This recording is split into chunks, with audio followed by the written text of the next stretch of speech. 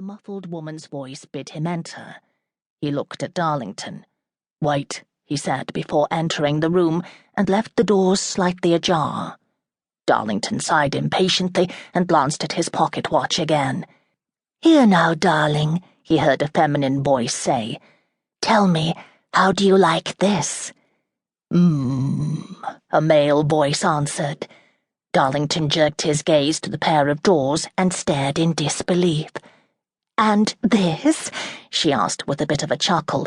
"Do you like it?" The response, from what the Duke could gather, was a sigh of pleasure. "Ah, but wait, for you've not lived until you've—" "Caller," Butler said. "Not now, Kate," the male voice objected.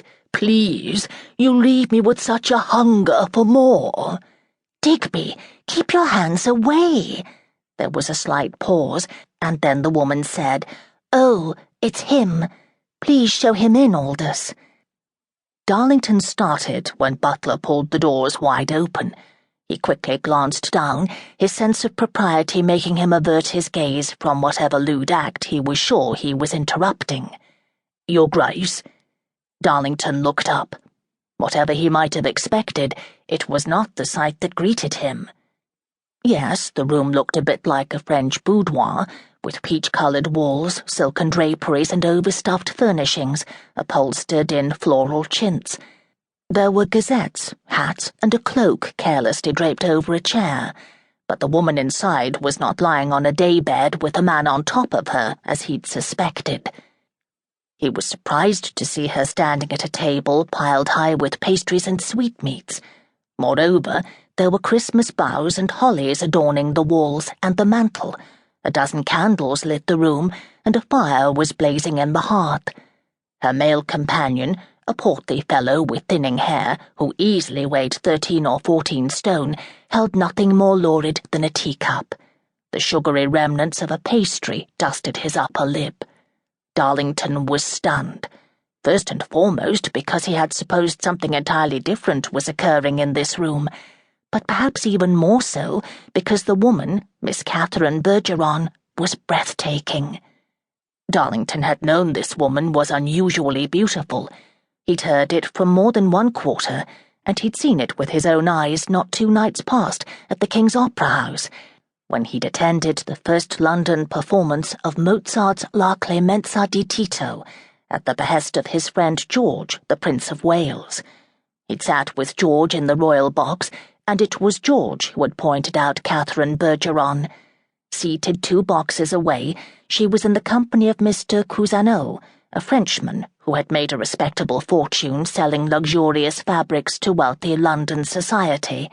Miss Bergeron was infamously his model and his mistress. As Darlington observed her that evening, she'd leaned slightly forward in her seat, enraptured by the music. She'd worn a white silk gown trimmed in pink velvet that seemed to shimmer in the low light of the opera house. Pearls had dripped from her ears, her wrists, and more notably her throat. Her hair, pale blonde, was bound up with yet another string of pearls. She did not wear a plume, as so many ladies seemed to prefer, but instead allowed wisps of curls to drape the nape of her long, slender neck. She turned her head slightly and discovered him observing her. She did not glance away shyly, but calmly returned his gaze a long moment before turning her attention to the stage once more. Darlington had found her boldness mildly interesting. Nevertheless, he had not anticipated seeing her again until George had summoned him. Now he was standing in her private salon. But she looked nothing like she had the night at the opera.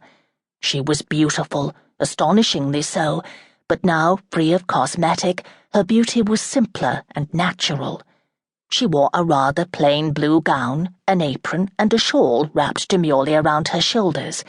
Her hair was not dressed, but hung long and full down her back. "Your Grace," she said again, smiling warmly. She picked up a plate of muffins. "May I entice you with a Christmas treat? I just made them," she added proudly. "They are divine, Your Grace," the portly man said, coming to his feet and bowing his head. "No," Darlington said incredulously. Did they think he'd come for tea?